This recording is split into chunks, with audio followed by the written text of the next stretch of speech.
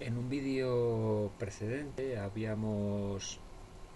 visto que era en Grecia donde surgía realmente la primera reflexión, podríamos decir, racional acerca de la problemática del poder y de la necesidad de su control y su imitación. Habíamos visto que en civilizaciones precedentes, como eran las civilizaciones egipcias,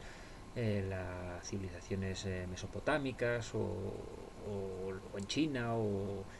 en la India, también había habido reflexiones acerca del poder y los excesos que éste tiene a cometer, pero habíamos visto que este tipo de reflexiones eran de naturaleza más bien religiosa o moral, más que estrictamente filosóficas. Del pensamiento griego, realmente los problemas relativos, digamos, al control del poder, a su legitimación, surgen con lo que se ha venido a llamar por parte de ciertos historiadores de la filosofía el denominado giro ático. Es decir, un paso de una primera fase dentro del pensamiento griego que está, digamos, preocupado por temas cosmológicos, como es el origen del universo, el famoso problema del arjé, del primer principio del que surge la multiplicidad de la realidad, ¿no?, que está presente en el pensamiento de los denominados presocráticos. Junto a esta primera fase, digamos, de pensamiento cosmológico, en el pensamiento griego hay una segunda fase que vendría marcada por reflexiones de naturaleza política y que surgen derivadas de las problemáticas políticas que surgen con el establecimiento y la consolidación de una forma política determinada en Atenas, que es la democracia. Al albor de toda esta problemática del poder, de su legitimación, etc., hay dos pensadores, como son Sócrates y Platón, que en sus filosofías plantean un debate y un cuestionamiento, podríamos decir, de la democracia como forma de gobierno óptimo. Tanto para Sócrates como para Platón, la democracia es una forma de gobierno imperfecta, muy imperfecta diríamos, porque permite que las masas incultas y adocenadas, diríamos, por los demagogos, cometan los mayores excesos. Tanto uno como otro postulan por contra, digamos, una forma de gobierno tecnocrática, donde los filósofos, los que saben, sean aquellos que detenten el poder. Luego también,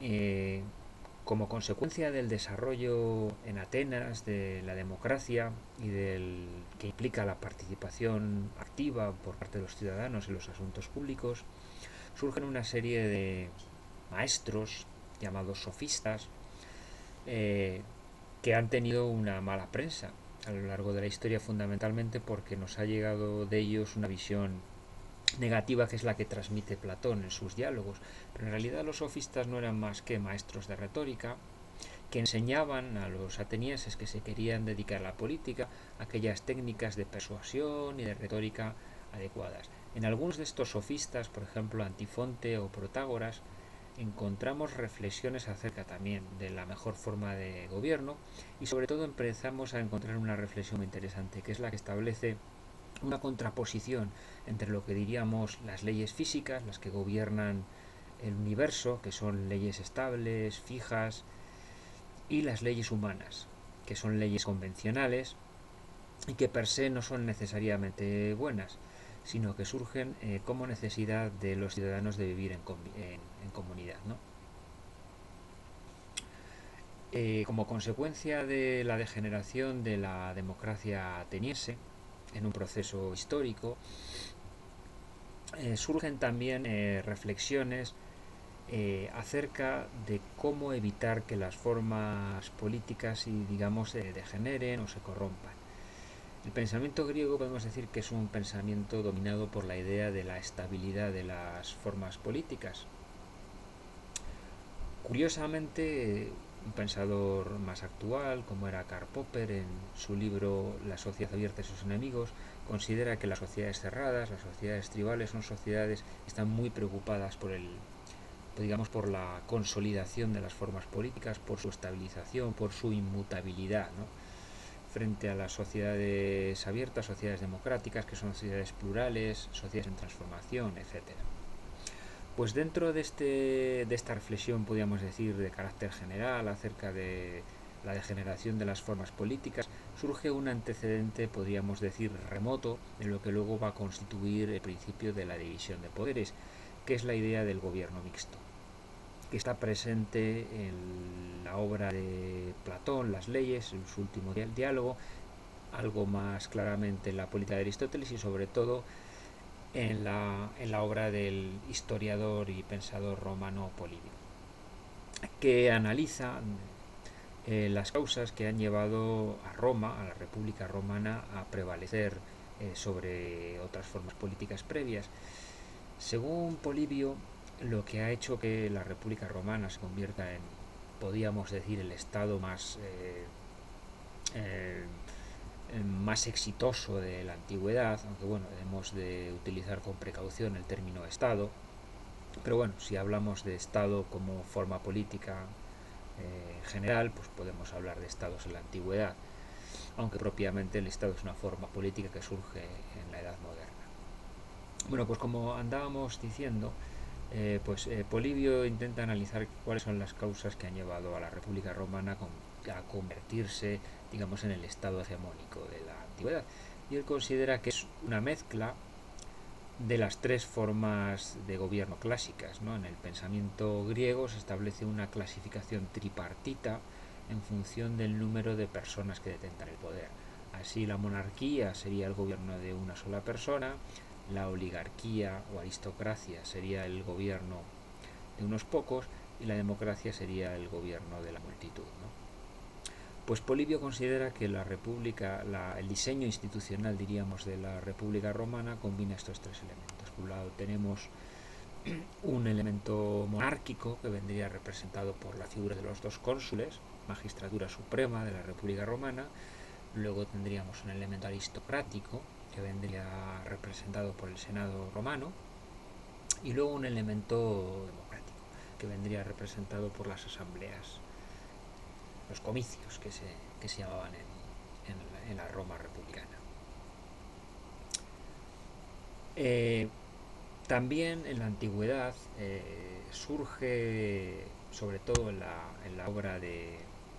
Aristóteles, la política, una reflexión acerca de la necesidad de aplicar lo que diríamos el principio de especialización o división del trabajo al ámbito de la política. Entonces ya en Aristóteles encontramos reflexiones que indican que no es conveniente desde el punto de vista, digamos, de la sabiduría o práctica, pues que en un mismo cuerpo político, pues las funciones de producir leyes, las funciones de resolver pleitos y las funciones, digamos, de gobierno, pues no es conveniente que residan en las mismas manos, ¿no? Pero por una cuestión puramente de economía, ¿no? De que nadie es lo suficientemente hábil o lo suficientemente capaz de poder realizar tantas tareas de una manera, digamos, eficiente, ¿no? Digamos que sería una aplicación economicista al ámbito de la política, ¿no? Entonces ya encontramos una primera división de las funciones en el Estado, pero que está motivada no por una necesidad de controlar el poder, sino más bien una necesidad de especialización. La idea del gobierno mixto se diferencia de la noción moderna de la división de poderes porque el gobierno mixto podríamos decir que responde a lo que sería un paradigma médico-organicista de la sociedad. Aunque existe una controversia acerca de si la antigüedad conoció el concepto de individualidad o no, por ejemplo, se puede leer un célebre ensayo de Rodolfo Mondolfo, un pensador italiano al respecto. Generalmente las sociedades antiguas eran sociedades holistas, donde el individuo se concebía como una parte del todo. También en las sociedades antiguas, como pone de manifiesto el historiador de la filosofía Werner Jäger, la política surge como una emanación de la medicina, es decir, como un saber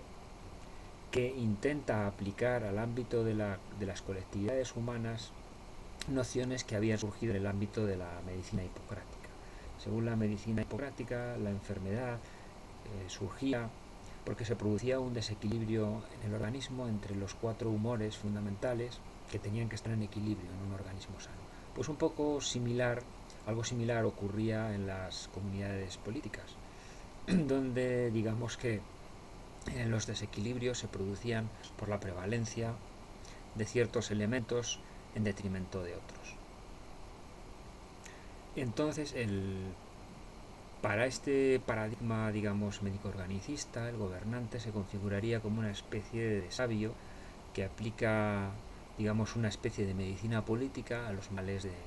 su comunidad o de su sociedad. En cambio, la idea de división de poderes responde más bien a un paradigma mecanicista y técnico, donde el Estado es visto como un ente artificial que es algo superpuesto a la sociedad política, respecto del cual se intenta averiguar qué leyes son las que permiten, digamos, que esta máquina perfecta que es el Estado pues funcione en perfecta armonía.